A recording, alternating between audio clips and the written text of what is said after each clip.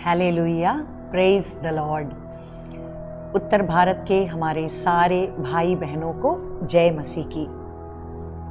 हम बहुत ही खुशी के साथ इन दिनों में परमेश्वर के वचन को लेकर के आपके सामने हम आना चाह रहे हैं। बहुत ही संकट भरा समय है हमारे चारों तरफ। जैसा हम जानते हैं, ये कोरोना की महामारी जो हमारे चारों तरफ फैली हुई है, इस कारण से लोगों के दिल में बहुत ही घबराहट और भय और कई तरह की चिंताएं उनके मन में आ रही हैं।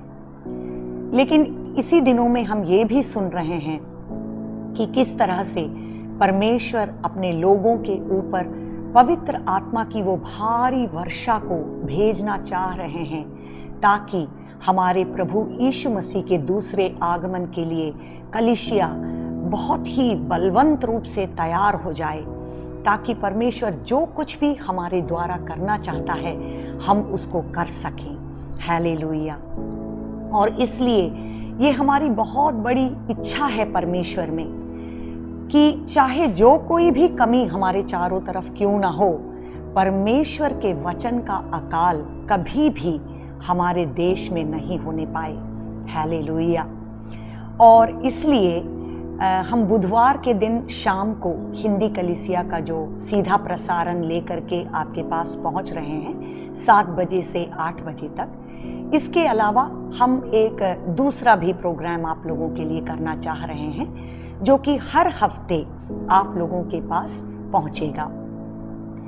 परमेश्वर का वचन प्रत्येक रूप से परमेश्वर के दास लोगों के लिए या पासवान लोगों के लिए क्या कहता है, वो क्या लेकर के आता है, उन चीजों को हम परमेश्वर के वचन से पढ़ना चाहते हैं। प्रत्येक रूप से नए नियम के 3 पुस्तक में से पहला तिमुथियुस, दूसरा तिमुथियुस और तीतुस का जो पत्री है, जो पौलुस प्रेरित ने अपने आत्मिक पुत्रों के लिए लिखा, वो बहुत ही गहरा वचन है परमेश्वर का, जो कि परमेश्वर के दिल को हमारे सामने प्रकट करता है। वो क्या चीज है जो परमेश्वर अपने सेवकों में देखना चाहते हैं, वो क्या चीज है जो कि परमेश्वर के दासों को समझना है, जिसके कारण वो परमेश्वर के लिए खड़े हो सके। इन चीजों को आने वाले दिनों में हम छोटा छोटा एपिसोड करके आपके पास परमेश्वर के वचन के द्वारा हम इन सच्चाइयों को लेकर आना चाहते हैं। तो 1-2 वचन को हम इस समय देखेंगे।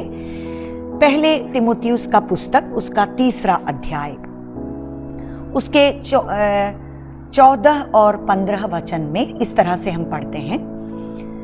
पौलुस प्रेरित अपने आत्मिक पुत्र तिमुथियुस को ऐसा लिखते हैं, मैं तेरे पास जल्द आने की आशा रखने पर भी ये बातें तुझे इसलिए लिखता हूं कि यदि मेरे आने में देर हो तो तू जान ले कि परमेश्वर के घराने में जो जीवते परमेश्वर की कलीसिया है और जो सत्य का खंबा और नींव है, कैसे बर्ताव करना चाहिए। तो पौलुस प्रेरित यहाँ पर ये कह रहे हैं कि मैं तो ये चाहता हूं कि मैं व्यक्तिगत रूप से आप लोगों के पास आ जाऊं, ताकि मैं परमेश्वर के रास्ते को, परमेश्वर के वचन को आपको सिखा पाऊं। लेकिन अगर मेरे आने में देरी होती है तो मैं इस पत्री को लिख रहा हूं, ताकि इसको पढ़ते हुए पवित्र आत्मा का जो वो गहराई में जो रोशनी है वो आपके अंदर आ जाए। कि वहां आप ध्यान देंगे 15वें वचन में यह कहता है कि तुम जान लो कि परमेश्वर के घराने में, जो कि कलीसिया है, परमेश्वर के घराने में जो जीवते परमेश्वर की कलीसिया है और जो सत्य का खंबा और नींव है। बहुत खूबसूरत रूप से यहाँ पर परमेश्वर की कलीसिया के बारे में यह कहता है कि इन दिनों में जब हमारे चारों तरफ इतना अंधकार है, इतने तरह की विविध तरह की चीजों को हम अपने चारों तरफ पा रहे हैं, तो इसके बीच में परमेश्वर अपनी कलीसिया को सत्य का खंबा बनाकर खड़ा करना चाहते हैं। हालेलुया। और हम जो परमेश्वर के सेवक हैं और परमेश्वर के दास हैं, हमको ये जानना है और हमको ये सीखना है कि किस तरह से हमको परमेश्वर के कलीसिया में रहना है। तो इन पत्रियों के द्वारा पवित्र आत्मा यही चीज अपने लोगों के अंदर करना चाह रही है।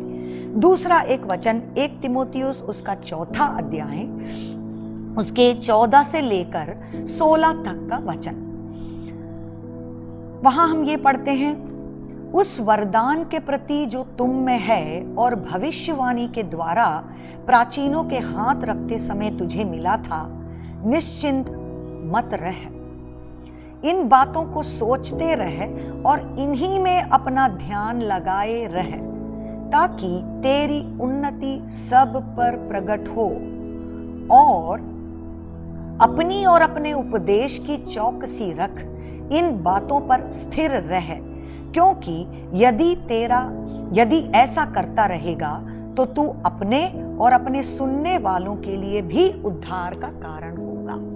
तो यहाँ पर पौलुस प्रेरित अपने आत्मिक पुत्र से यह कह रहे हैं कि देखो, इन दिनों में तुमको परमेश्वर के वचन में गहराई से लगे रहना है, ताकि तुम्हारे जिंदगी में वो उन्नति, the progress may be evident in your life.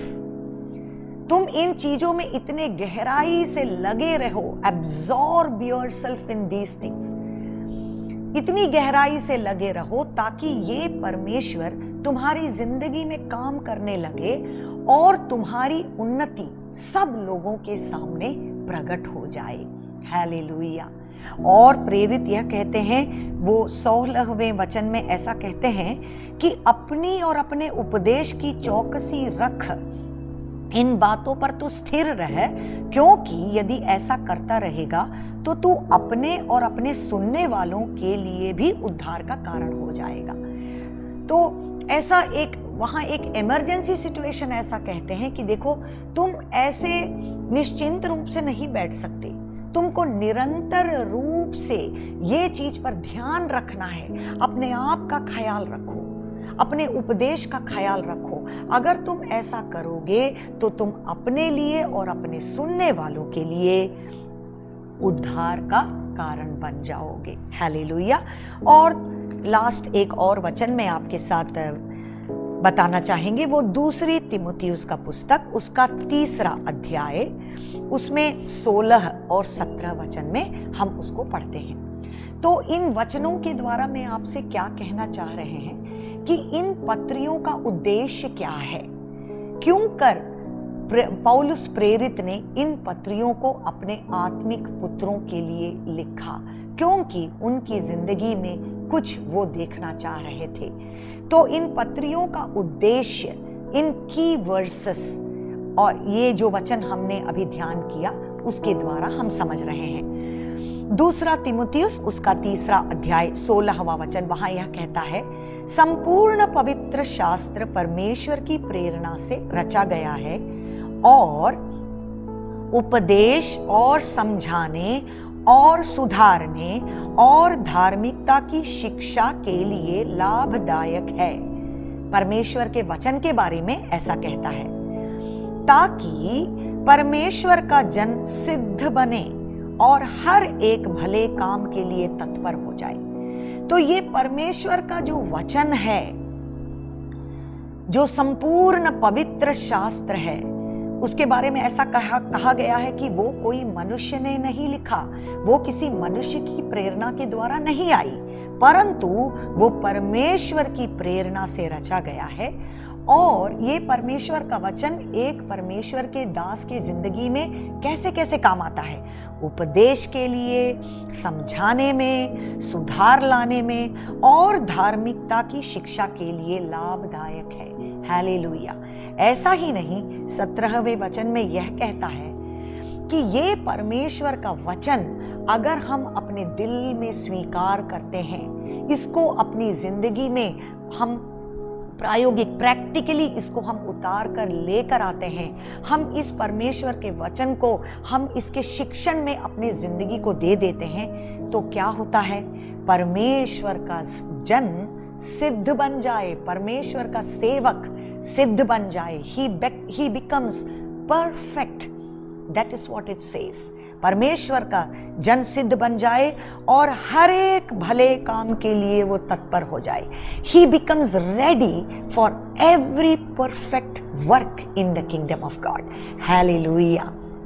तो परमेश्वर का वचन जो है हमारे लिए सबसे महत्वपूर्ण चीज है. जैसा हम समझते हैं कि आज तक किसी ने परमेश्वर को अपनी आंखों से नहीं देखा, लेकिन फिर हम वो क्या चीज है जिससे हम अपने परमेश्वर को जानते हैं, समझते हैं. ये वो परमेश्वर का वचन ही है जो हमको दिखाता है कि हमारा परमेश्वर कौन है, हमारा परमेश्वर क्या चाहता है, वो क्या चीज है जो परमेश्वर हमारी जिंदगी से चाहता है, वो क्या चीज है जिसको हम अपनी जिंदगी में परमेश्वर के वचन के समान हम ले सकते हैं. हालेलुया. तो इसीलिए ये परमेश्वर का वचन हमारी जिंदगी में सबसे पहला स्थान, सबसे महत्वपूर्ण स्थान वो लेता है. हालेलुया. परमेश्वर आपको आशीषित करे. आने वाले दिनों में हर सप्ताह एक दिन आपको YouTube में हमारा एक अपलोड मिलेगा जिसमें हम इन पत्रियों में से एक बाइबल स्टडी आपके सामने रखना चाहेंगे. तो ये हमारा आपसे निवेदन है कि आप बहुत ही उत्सुकता के साथ परमेश्वर के वचन को पढ़ने के लिए आप तैयार होएं. और जब कभी भी आपको ये जो YouTube में हमारा ये लिंक मिलेगा, आप बहुत ही उत्सुकता के साथ परमेश्वर के वचन को पढ़िए, दूसरों के साथ शेयर कीजिए. आप ग्रुप बाइबल स्टडी के लिए भी इसका उपयोग कर सकते हैं. हालेलुया. परमेश्वर आपको आशीषित करे. जय मसीह की.